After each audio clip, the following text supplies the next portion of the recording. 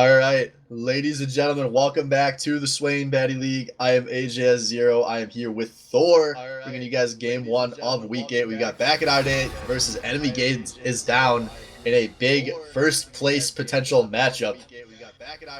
Thor, convince me the Back at our day is going to win this. Dario Chapman has put on his try-hard carry pants, and Splinter are going to absolutely demolish the top half of the map. That's how I see this going. If they're going to win this game. Dario Chapman is one of the really big key players in this matchup for me as well. Last week he went back to playing top lane. He had that Ornn that went fairly well last week. But the 2 weeks before were the 2 weeks he played Graves in the bot lane. And Salvo and Scotch, to be blunt, have been a liability in 2v2. Mr. Tuesday and Hook resets have exposed liabilities in the bot lane all season. I wonder if Dario Chapman's going to get flexed back down to that bottom lane here. Because they don't want to give Scotch and Salvo the chance just to int in the lane. No, I would not be surprised if that were the case. I mean, Salvo can just sit there and play Shen into the Maokai, as the Maokai will more than likely be the top pick again. And it'll just kind of be a wash and see out CS who. More than likely lean towards Egwene. And then give Scotch and Dario Chapman the chance of making bot lane less of a wash. Well, speaking of bot lane, these bans really going to spice things up down there, with both teams taking away 2 of the opposing support picks. Very different picks being taken away, though. Rakan and Thresh being taken away from our buddy Cal, and Brandon Zyra being taken away from Scotch, who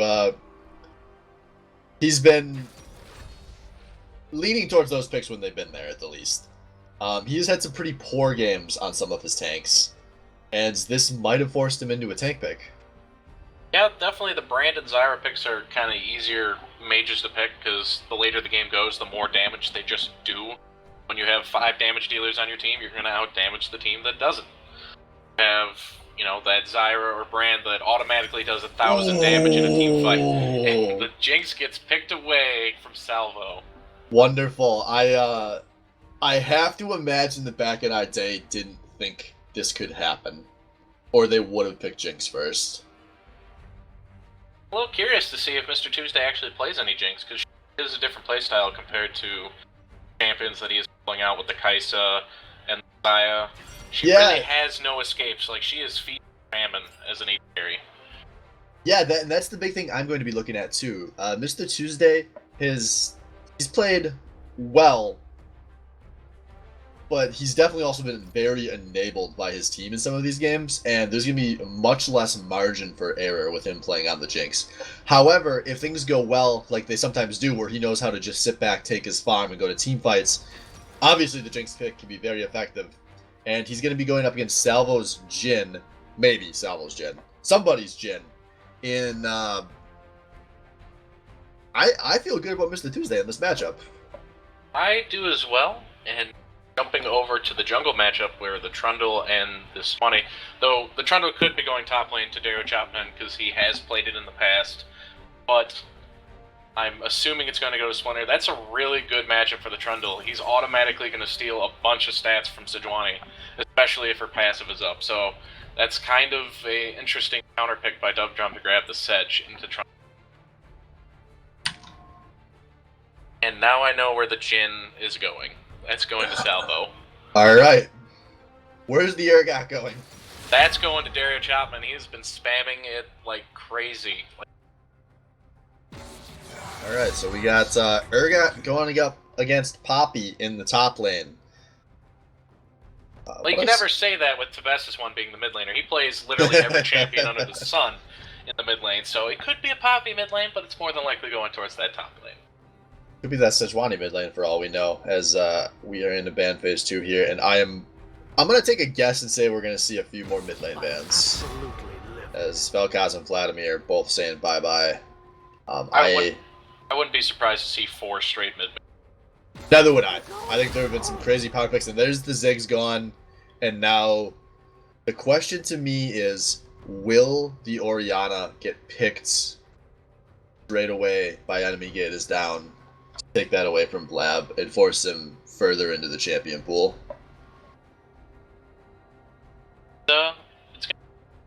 Because I've been hearing a lot about Tebessus one has been playing Aatrox. Bike Well, back going in towards hook resets, as it is another hook-style champion and a playmaker. Something that he kind of focusing in on, or EGD. yeah, I'm really curious to see where hook resets goes with his pool. This will be new territory for him. I mean, he played Tarek last week, but that was in the mid lane, and it's looking like it's gonna be Morgana. So that's gonna be. I guess I've seen a lot of hook players that play Morgana very well, so maybe this will all work out. But the Orianna is available here for back in our day. That's the big pick for me right now, and I assume it's where Blabua is gonna go. I would definitely see the Blabur on the Orianna. Having Trundle kind of run in there and put up a pillar, having the ball on top of him wouldn't be a bad choice. Oh, for fuck's sake! Sona pick coming out for I Scotch and am. Odd. So they're gonna go wombo.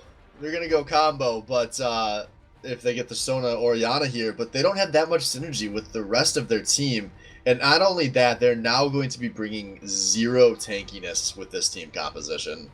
This, Well, no, Trundle will be their big yeah, tank. Dude. but he's not going to be as tanky as some other picks would get. And it's also Master Splinter, who doesn't want to go super tanky. I was just about to say how this sets up with the bans for the tank supports, but we're going to get Sona instead, so we're going to see what Scotch has in store for us. Then to round out this draft, looks like your prediction was correct. Aatrox coming out for the best this one, as this new Aatrox is finally enabled in the SBL. We'll have to see how he plays in Ghana. But I do find it kind of funny that playing basically Pornhub comp there, minus the Aatrox. We played that composition last week, just with Seraph in the mid lane. Yeah, there's a lot of new matchups in this game. A lot of new strange matchups in this game. Sona versus Morgana in the bot lane. Aatrox mid. We've got Urgot versus Poppy top. The only sense of normalcy from an SBL level is that jungle matchup. And we see Salvo taking teleport as well, and not the heal. So he's going for the early lane shove with the Jin. Ability to get back to lane non-stop. Hopefully try to take an advantage over Mr. Tuesday on that Jinx. Yeah, with Jin Sona being the lane, if Salvo and Scotch don't win this lane, I think back in our day is going to be in a bad place going into the mid game. I think that Mr. Tuesday has to be shut down from the laning phase. And if you pick Jin and Sona and you don't win your lane, you really wasted those picks. Especially because these were the last two picks of the draft. You waited until the very end to make these picks, and so you should have been able to tailor everything in the game like into an ideal scenario. And I really think this bot lane blew it for back in our day. I think these picks were just bad. I think Salvo and Scott should feel bad. I think that these guys should not be waiting till picks 4 and 5 because they don't have the champion pools to eat multiple bans and still pick late. Well, they did grab the Jin earlier. They did grab Orianna and Sona in the final rotation. Yeah, sorry.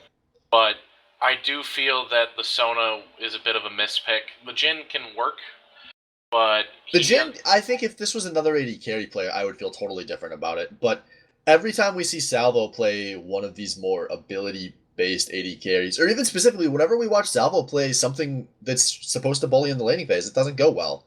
And that was true in Salvo's prime, and we're very far past Salvo's prime right now. When we've seen Salvo pick the Lucian, it's gone awfully this season, and the Jin is going to be similar but different. But I don't know if I've ever seen Salvo play well on Jin. They can dodge out the Morgana bindings. They should be able to pressure the lane enough to take all lead in it. Because it is Mr. Tuesday and hook resets, I don't think that Salvo and Scotchanot are going to bully them out of the lane. But I do think they can go even as long as they do not get hit by a binding. Because once that first binding hits on either Jin or Sona, it's basically game over. It's going to do so much damage off of Jinx, Morgana, especially since they don't have the heal in the lane. They really need to be on their toes, dodging out Dark Bindings. And especially with how squishy Sona is, I think people that don't play a lot of bot lane and don't see this champion very often really do not realize how badly Sona wants to die at all points in the game of League of Legends. But enough about the bot lane. I have played some of these other lanes. This mid lane, what can you tell me about Orianna versus Aatrox in the 20-second version? Go. I don't know anything about new Aatrox besides he's a huge-ass lane bully, but Orianna has a lot of good wave clear to work against it.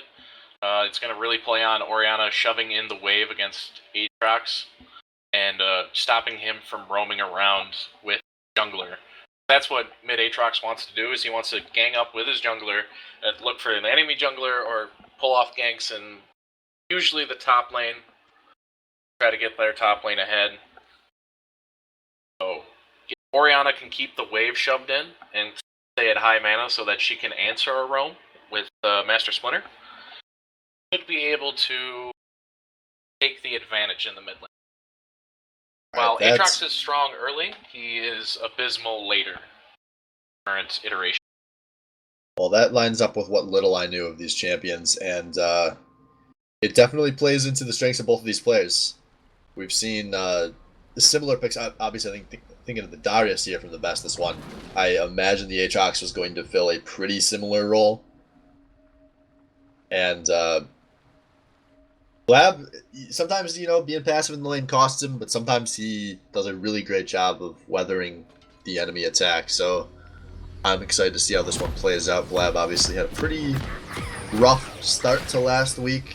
He fell behind kind of early, but pulled it around as the game went on. That game last week for him was quite back and forth.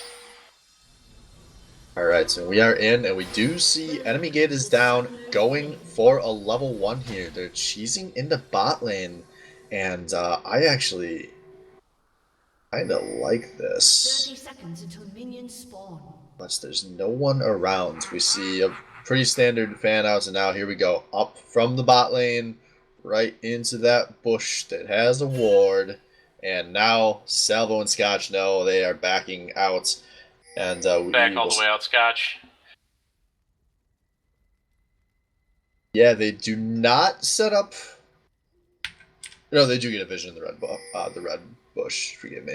So we do see all 5 members of Back in Our Day in the area, and nope, they are opting to go for a blue start. So they were thinking about a challenge. They're walking over more vision. I really like the reaction from Back in Our Day. They have a lot weaker level 1 compared to down, so just kind of containing that area. We'll see Winner trying to go take the red buff with Dario Chapman on the top side. Yeah, let's see if On the Wind catches these guys out. Dario Chapman will see On the Wind. Sorry, a Gwen.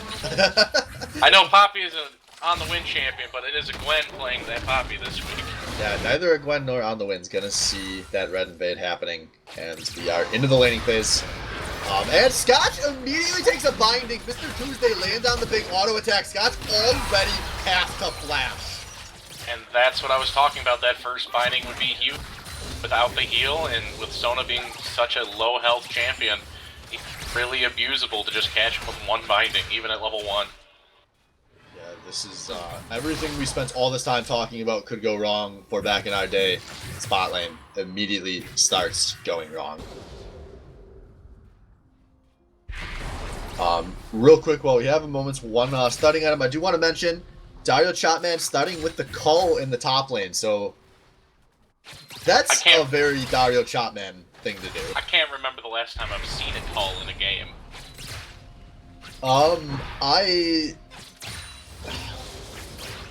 Was it the LCK? I think I saw an LCK top laner build up this week. As Scotch almost gets snowed. Float, sorry. Yeah, and we do see Dario Chapman is able to bully Egwene into the turret, but he should be able to pick up most of that CS under the turret. Yeah, I think that'll be an even lane by the time he gets back, as Renai's circulation is taking a big trade here in the mid lane, but He knows he's not going to die, doesn't blow any summoners. We're about to see some junglers run into each other on the bot half. Yeah, this is going to be a big fight. The back in our day bot lane is going to get there a little first. Up drum immune to spells as that slow comes through. Meanwhile, in this mid lane, Renai's circulation once again taking a lot of damage. The Ignite has come out. Blab saves the flash or the heal for pretty late, and it's not enough. First blood, the bestest one. Excellent job out of the bestest one to know the combo of the new Aatrox. You want to get that first knock up and then land the guaranteed low that also pulls them back to the center. And then just keep abusing the fact that you are an early game champion. I also want to congratulate Cal on an excellent Black Shield on up drum to get him out of there. Otherwise that Jin root would have landed and potentially would have given up first blood.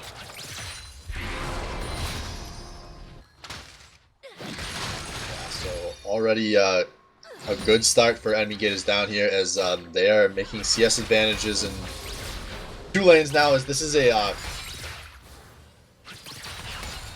disaster for back in our day in the bot lane. To be 10 CS down at 4 minutes in this matchup. Jinx is gonna hard carry if this continues. Yeah, I mean the game is early, but I would predict we're talking like 65% win chance for enemy gators down. And we're 4.5 minutes in. I'm only unsure because I have no idea how well Urgot will do later on. Because if he somehow becomes this huge juggernaut damage dealer in the top lane, that's here we go. Master Splinter coming in the mid lane. The pillar gonna stop Bestest One's assaults, but I don't think there's gonna be much to catch him here. Yeah, unfortunately, Splinter got the pillar on the wrong side of Aatrox. He was really trying to block off his path towards that side. Wanted to kind of corral him back into himself, but is still able to relieve a little bit of pressure for Blab in the mid. Yeah, meanwhile in this top lane, going pretty even for the Shotman, which he did start with the call, so you wouldn't expect him to really be bullying with the call. But I don't know, I guess I just would have assumed from the pick that he would have gone to bully more, not to kind of farm things out. Yeah, you would probably expect a Corrupting Pot just to have that extra mana return and the extra burn on auto attack, so when you are going into pressure, be able to just do a bit more damage. But the Cull will give him a lead eventually. What we know about back in our day, they really like pushing it to the late game and trying to go for that big Wombo team fight.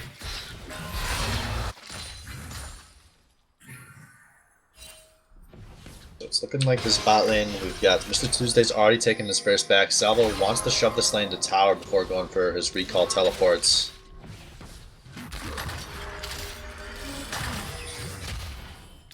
As Renai is low on health, good god. Aatrox is insane right now. Absolutely sickening champion to watch. Yeah, this is going to be rough for Blab as he's called his jungler into the neighborhood at least. But he is behind a lot of CS, he's behind a kill. He's without any health or mana as Gwen is going to ult defensively there. Not a bad ultimate, but if he still decides to try to pressure in this lane, there is a possibility that Dario Chapman can get a kill with that execute ult.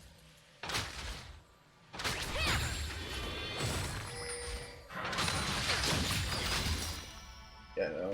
Dario Chapman once again trying to put the damage down, but Gwen playing things nice and slow. As we do see Aatrox making a roam up the river, using his pressure advantage in the mid lane to try to get something here. Dario Chapman doesn't have any clue. No, he does not have any clue. And now there's 3 friends in this top lane. Dario Chapman gonna pop the flash, but Fast is gonna flash follow and Drum gets the kill. Good job out of Dario Chapman to dodge out on a couple of the abilities with flash, but that's one of his weaknesses as a top laner. He rarely wards his bushes, so it's easy to kind of sneak in on him and get these 3v1 ganks off. Yeah, and now, back in our day, are losing all 3 lanes at this point. Oh, without a doubt. I'd say they're losing across the board on all 5. Splinter, while has a small CS lead, does not have that kill. They're going to try for the bot lane, though. They do get the snare onto hook resets. Grenade comes in, gets the shockwave. That's going to be enough to give Salvo a kill onto hook resets, but Mr. Tuesday will make it out with both of the summoners popped. That's a good play by Blab, taking advantage of the fact that Aatrox had just roamed and getting himself a little bit back into this game.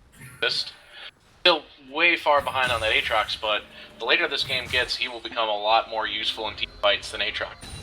Yeah, and a big place to do it, too, because we spent a lot of time talking about this bot lane for a reason. This is a place where back in our day can't afford to fall monumentally behind, and they were before that roam. And now they've caught up in CS, and gold advantage by a little bit there with Salvo. That gives this game maybe a chance to slow down as we're heading into the later parts of the laning phase. Dragon is a Windrake, so I wouldn't expect to see anything crazy happening around that anytime soon. As Splinter, no, not doing anything in the mid lane. About to go bad. Yeah, but oh no, oh Scotch, goodbye. And Hook Reset's taking the kill, saying, "No, Dub, I'm the one who's gonna carry us with our CC." Just when things were going okay for a moment. Now maybe in this mid lane they get something. The best one going deep, and Jesus, that's a lot of damage coming out of the Aatrox. Now can Master Splinter chase this down? I'm thinking, yes, he can. A 1-for-1 in the mid lane. That's really good for Splinter to get that shutdown, but Blab is struggling hard. Aatrox is taking over this mid lane. Yeah, we're gonna... At this point, Blab is in stall this until very late mode, but fortunately for Blab, he is better than a lot of players in this situation. I actually think maybe the best mid laner in the SBL at turning 0 and 2 into an effective late game. And obviously this isn't the ideal way they want to play the game out, but this at least does give some gold over to Master Splinter. From a team perspective, it's assist gold versus no assist gold, so it is a slight team win for back in our day. But we're kind of hitting that Trundle phase of the game, where Trundle becomes very effective in his duels and in his skirmishes. So maybe this can get something rolling for back in our day. Surprisingly enough, turret damage is almost equal across the map.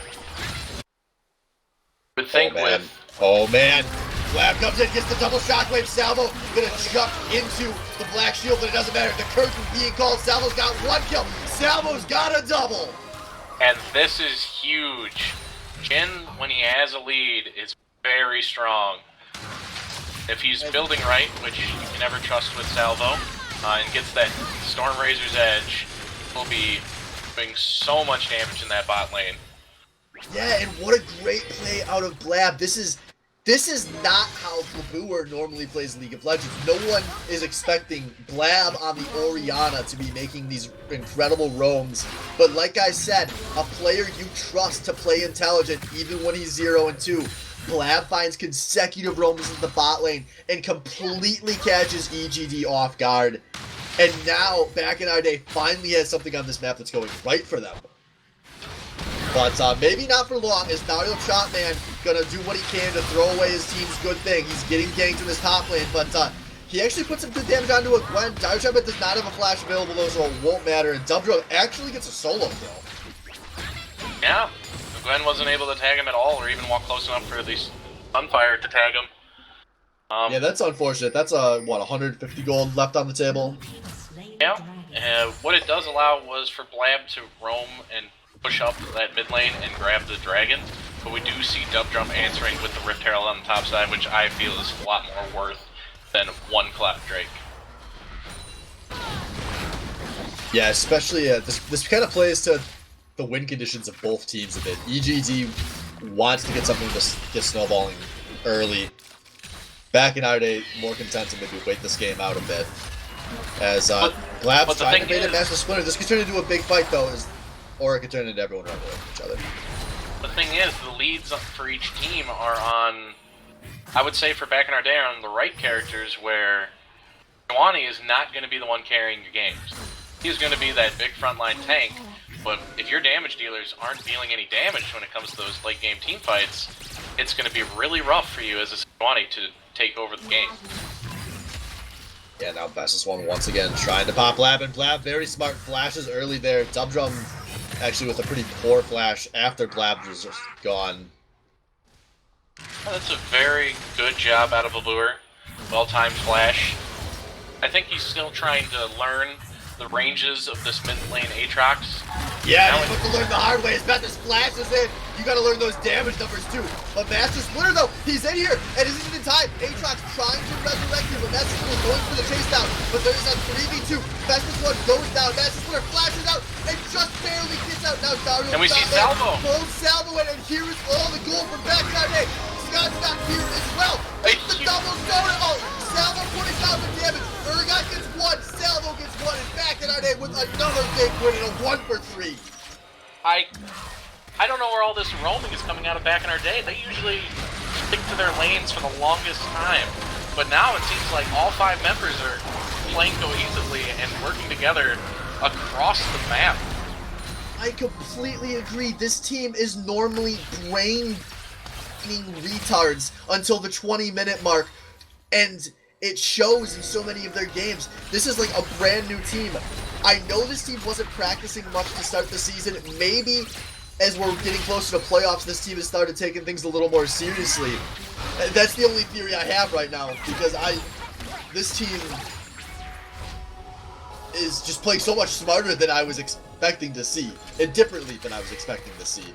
And now they're starting to put themselves into a good place in this game.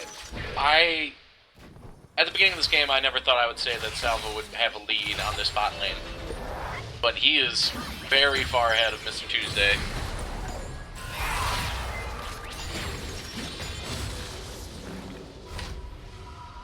Alright, so we're at the 15-minute mark, starting to get into some real mid-game here as everyone starts clowning into mid lanes and whatnot. It's a 1,500 gold lead for back in our day, mostly on Salvo, who's up about 1,200 gold right now. Still haven't seen that first turret fall.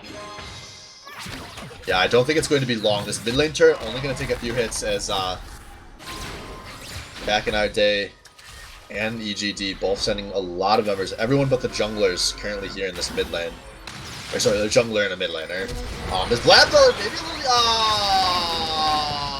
Cal? Cal?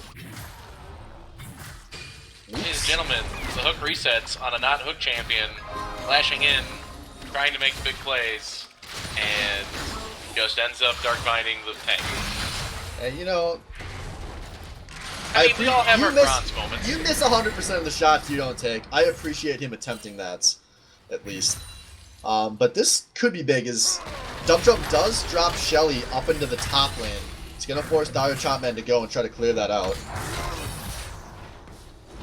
Yeah, it might end up getting the first turret blood, which would be really good for their team to give them equal gold across the map. But it does look like Dario Chopman is able to clear it out fast enough. And now it's a race between Aatrox and mid lane, really, to see who can grab that first turret. Yeah, I do want to say, though, with how that Shelly got called in, we currently have a very strange creep situation. The Dario Chopman has to go farm in the top lane. Also, Salvo going to be forced to flash here. I'm sorry, I look at the minimap. I see 500 gold worth of creeps. I still not. It doesn't matter how long it's been since I played this game. I want to go farm it. And Dario Chopman, I am glad that you got to go farm it. Yeah, and we're going to see this mid turret go down. Yeah, good pressure upkeep from back in our day. They did not give up on that mid lane, and it finally pays off after quite some time. This will really open the map out for them, and they have a lot of potential ways to make picks happen with this composition. EGD is going to have to play very smart around their vision. Mr. Tuesday's going to be a big one I'm going to be watching out for. We've seen sometimes in these mid-game situations where his team doesn't have the lead, he takes some pretty aggressive paths around the map and gets caught out.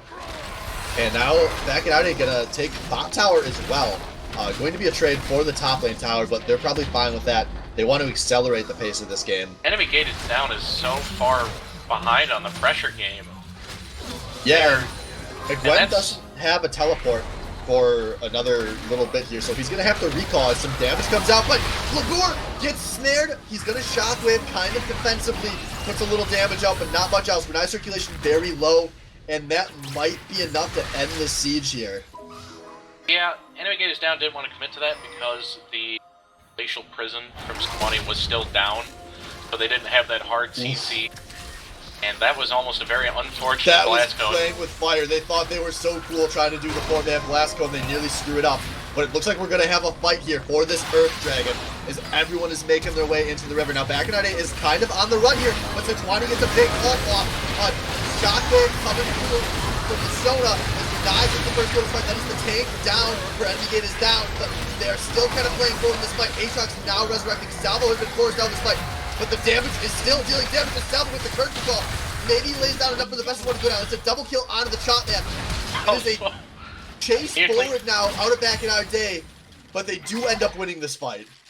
Yeah, 3 for 2, and Salvo nearly dying to the chickens at the end was kind of funny, but he, once again, is putting out a hell of a lot more damage than Mr. Tuesday is right now.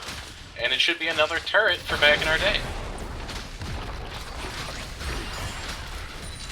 Yeah, it's Gwen is going to opt to use the teleport. Oh no, Blab gets snared, and now a Gwen is in. That's going to be it. Wait, oh, Blab blasted, Blab. Oh, he shot away, but he still doesn't get out. Mr. Tuesday finally gets the second kill of the game on this Jinx that is, for those of you that haven't been keeping up, very powerful on this patch. Is something I just remembered. No, she is very strong. Ridiculously overpowered champion as of right now. And, no, that was kind of a Blab play right there. When you start to see everything going well, Blab gets a little overconfident and ends up staying too long, getting caught by the binding, and throwing the lead a little bit back. Yeah, and now we see Scotch and Chopman in a strange situation. Salvo, by the way, still does have the teleport, so he does make it back to join his team, maybe anticipating a fight there. But I think EGD gonna just start getting vision around this dragon. They want to go and finish this off. Back in our Day, it doesn't look like they're going to be able to contest this. And neither should they right now. They should be looking for the pressure game in the mid lane. They have a big wave top lane. They want to try to bring enemy gators down into the mid lane with them and let that top lane do. Yeah. Yeah, but a flash Sejuani ult from Dum pretty zealous there as they're not going to actually do anything to Salvo. A Gwen Black Shield does not get knocked out, but it doesn't matter. A Gwen being pulled in and a Gwen goes down. It's a double kill for the Orianna, a single kill for the Urgot. And Back in our Day, still play this one forward. It is a 5 versus 2. Enemy gate is down. This is a disaster. Dum is down. A triple kill for Blabur, making up for that last pick. Is Blab with 3. An ace for just Scotch, and this is going to be a lot of damage done by Back in Our Day. That's Baron. That's straight up a Baron for Back in Our Day. Yeah, that all started with that awful engage out of Dum. Just gets a little too deep on his team. A Gwen wants to be the team player there and follow him in, but just he is not finding the tankiness that we're used to seeing out of him in this game. And suddenly the tanks are both down, and it's an easy fight Back in Our Day.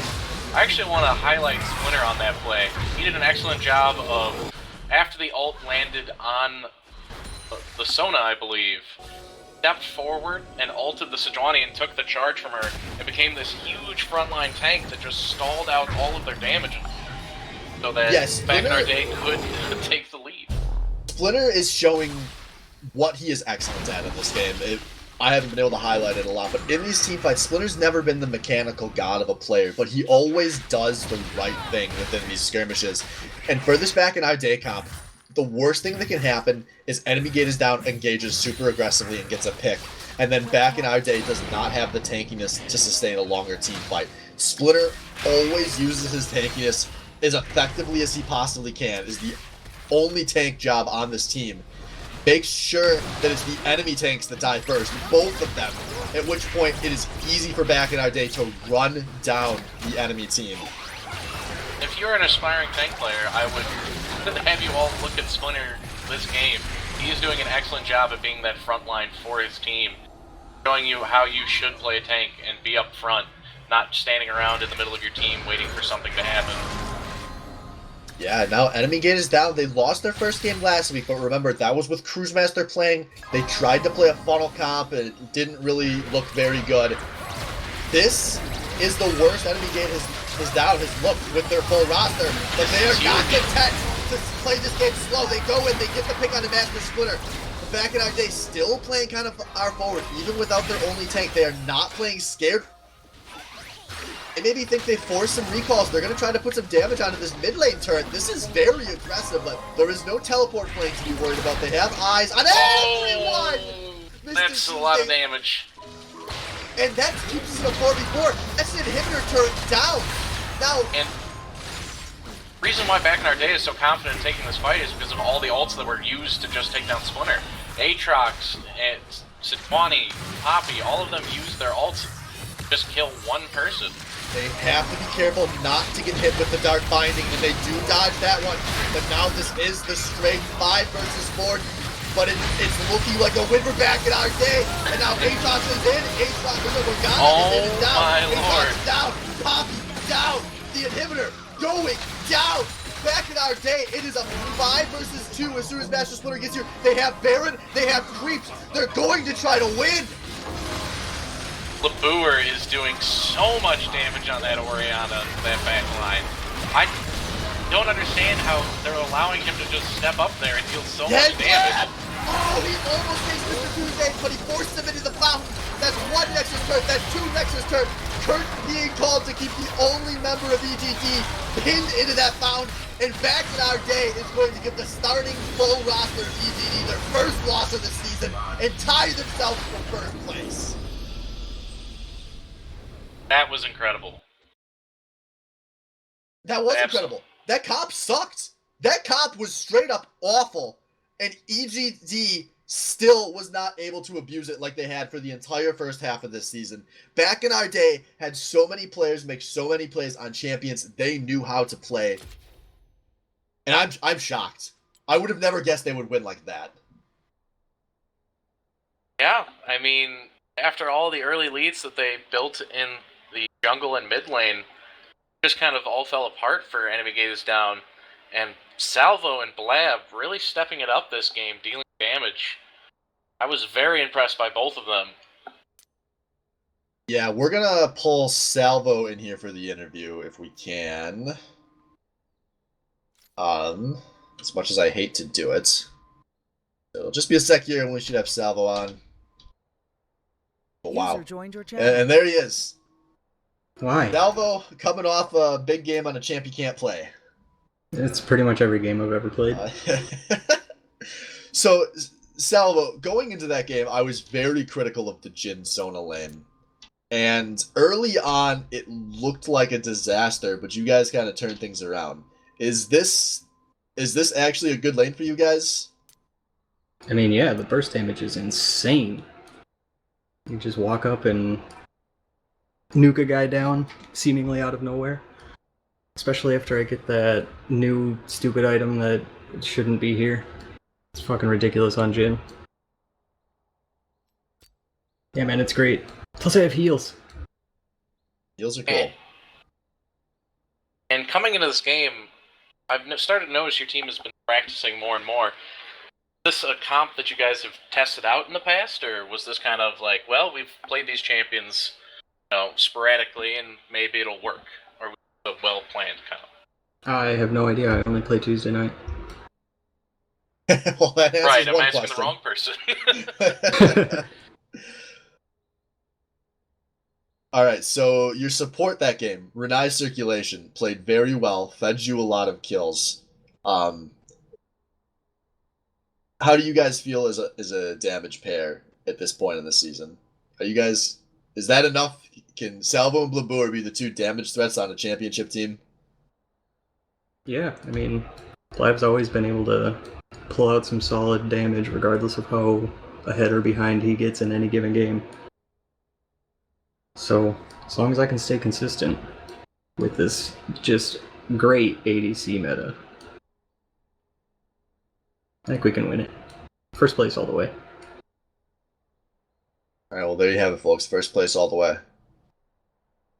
So, That's going to do it here for game one, guys, as back in our day, just rolled through enemy gators down to take themselves to a tie for first place. We will be back in just a moment here for game two. We've got Dive the Fountain versus Table for Four coming up, so don't touch that browser.